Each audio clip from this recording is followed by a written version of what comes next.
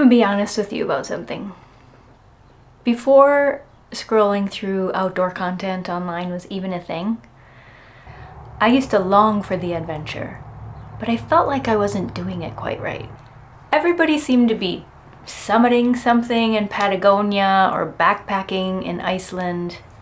And I'm over here with big dreams and a carefree spirit on a Tuesday afternoon with a tiny budget. The state park is 20 minutes away, and I start to wonder, is that enough? Does that even count? Welp, it absolutely does. And today, I want to completely reframe for you what outdoor adventure actually means. Hey, I'm Heidi, and Joy is my middle name. This channel is all about getting outside and choosing more adventure in your everyday life. More wonder, more presence, more of those moments that actually stick with you. Today, we are busting the myth that adventure is only for those with big budgets and a lot of vacation time. And I think this one might be a little bit of a relief. So here's the story a lot of us have been told, either indirectly or just by watching what gets celebrated online. Adventure equals expensive gear. Adventure equals 2 weeks off and a passport stamp. And I get why that narrative exists. Those adventures are beautiful and worth aspiring to. But somewhere along the way, that version of adventure became the only version. And when the only version feels out of reach, we just stop going outside altogether. We put it off until someday, right? Someday until our kids get bigger. Someday when we have more money, more time, more of whatever it is that we think adventure requires. And that someday has a way of slipping away, all while our kids are growing. And maybe it never arrives. So I want to offer a different definition. Not a lesser one, a truer one. Adventure isn't about the destination or the price tag. It's about showing up somewhere, anywhere, and deciding to actually be there. Let me give you a few examples from my own life. I used to go for a daily walk with my dog and my kids when they were little. It was therapeutic for me and a form of exercise, and it was adventure for them. I would put the littlest one on my Kelty backpack. I'd have 2 in the Bob stroller. My oldest was on his bike, pedaling away, and the dog, of course, was on his leash and attached to the stroller somehow. We were a bit of a circus, but we loved it. We loved it. We looked forward to it every day. We would talk about what we saw. We would talk about what we heard.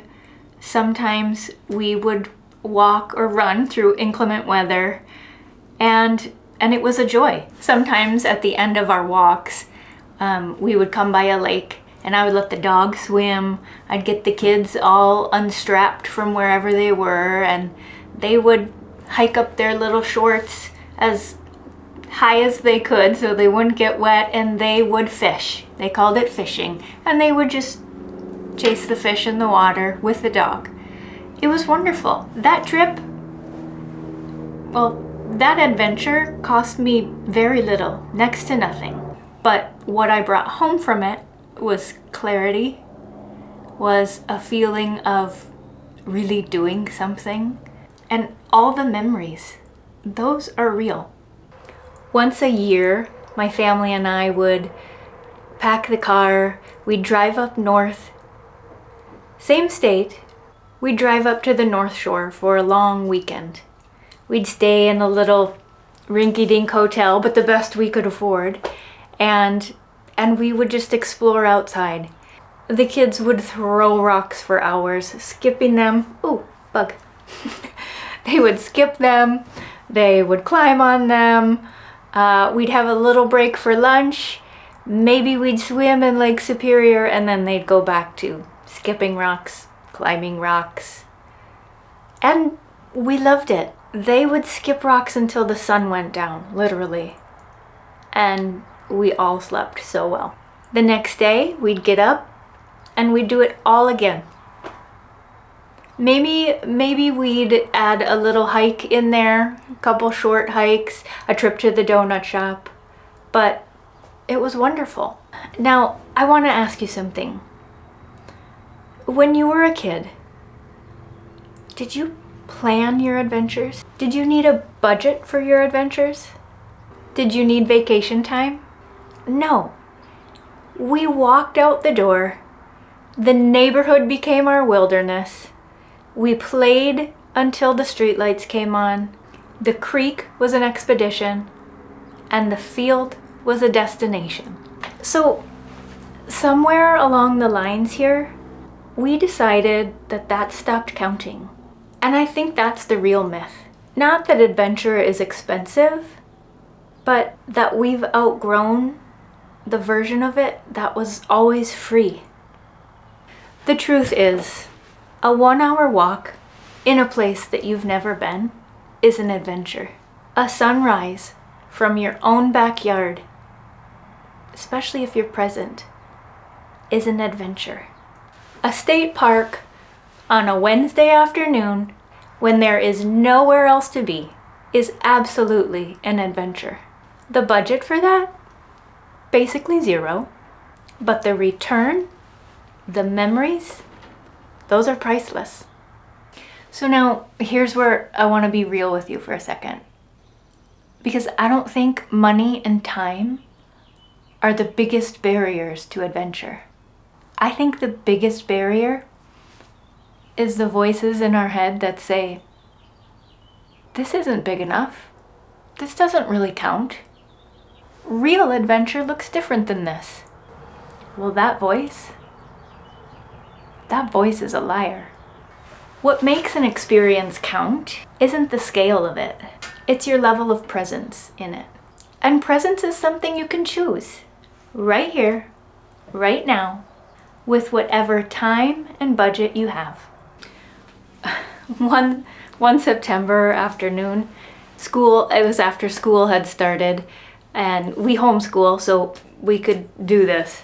But things weren't going super well inside with schoolwork. Attitudes were a little less than stellar. So I had everybody hop in the car, and we drove to a town I'd never been because I heard of this little sunflower field, and it seemed like the day to try it out.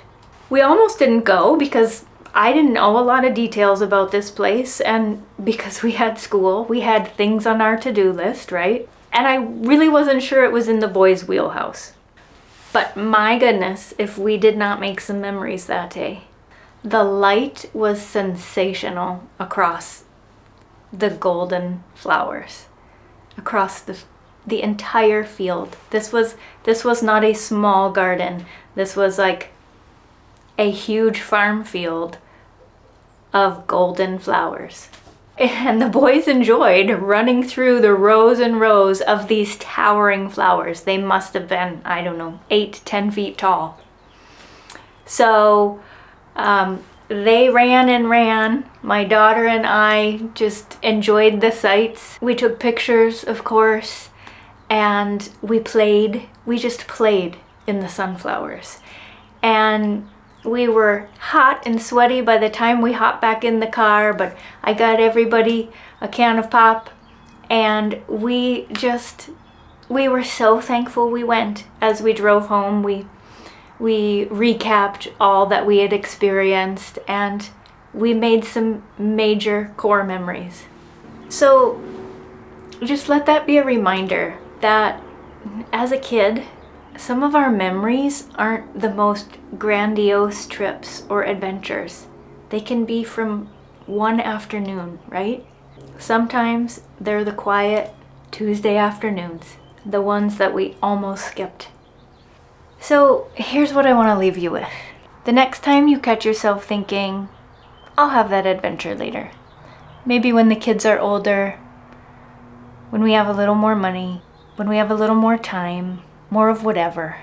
I want you to flip that thought. Ask yourself, what's the smallest version of outside that I can access right now? This week or this weekend. Start there. because that will bring you joy. It's not the destination, but it is the decision to go. So if this resonated with you, I think you'll feel right at home on this channel. I post regularly about getting outside, slowing down, and finding more of those moments that make life feel full. Hit subscribe. Come along. I'd love to have you here.